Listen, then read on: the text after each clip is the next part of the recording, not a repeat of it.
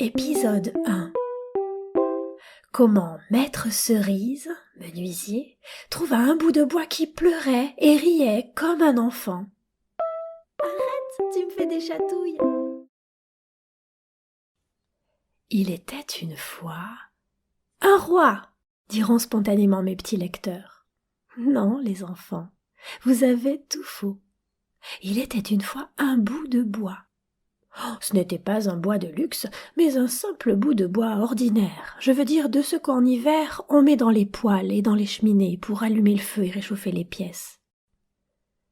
Je ne sais pas vraiment comment ça s'est passé, mais le fait est qu'un beau jour, ce bout de bois s'est trouvé dans l'atelier du vieux menuisier, celui qui se nommait Maître Antoine, mais que tout s'appelait Maître Cerise, à cause de la pointe de son nez qui était toujours brillante et rouge vif, comme une cerise mûre.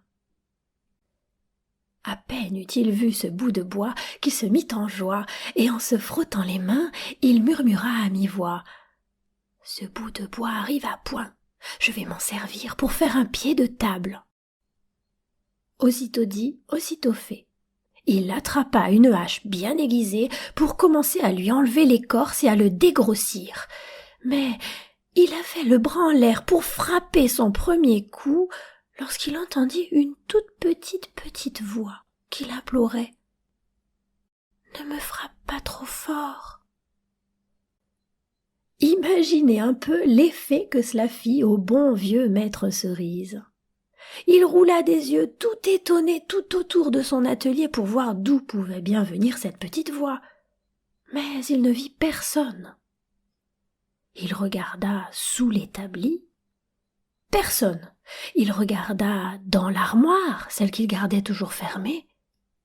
Personne. Il regarda dans la corbeille des copeaux de sciure. Personne. Il ouvrit la porte pour jeter un coup d'œil dans la rue, au cas où. Personne. Alors. J'ai compris, se dit-il en riant et en se grattant la perruque. Si ça se trouve, cette petite voix, c'est moi qui me la suis inventée. Remettons-nous au travail.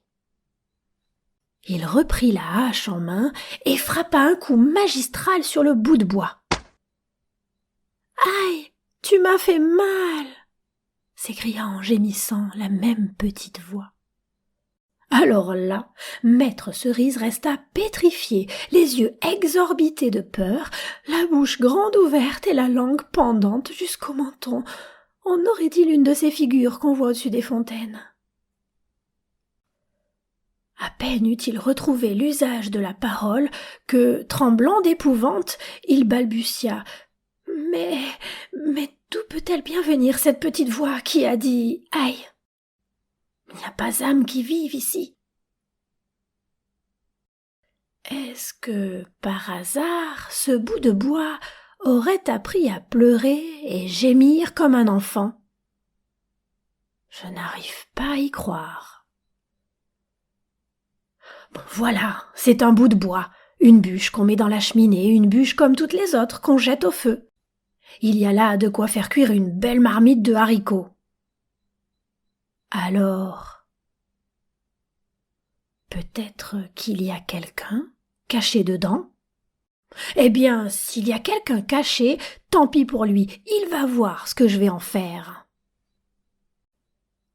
Ayant ainsi raisonné, il empoigna le pauvre bout de bois à deux mains et le frappa sans merci contre les murs de l'atelier. Puis il s'arrêta et tendit l'oreille pour écouter si la petite voix se plaignait. Il attendit 2 minutes. Rien. 5 minutes. Rien. 10 minutes. Rien. J'ai compris, dit-il en s'efforçant de rire et en réajustant sa perruque. Si ça se trouve, cette petite voix qui a dit « Aïe !» c'est moi qui me la suis inventée. Remettons-nous au travail. Comme, au fond de lui, il avait quand même très peur, il se mit à chantonner pour se donner du courage. Il posa la hache et attrapa le rabot pour polisser le bout de bois. Alors qu'il passait sur le bois d'avant en arrière, il entendit la même petite voix qui lui dit en riant « Arrête, tu me fais des chatouilles !»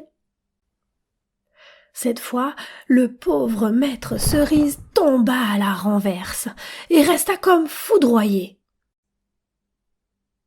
Quand il rouvrit les yeux, il se retrouva assis par terre.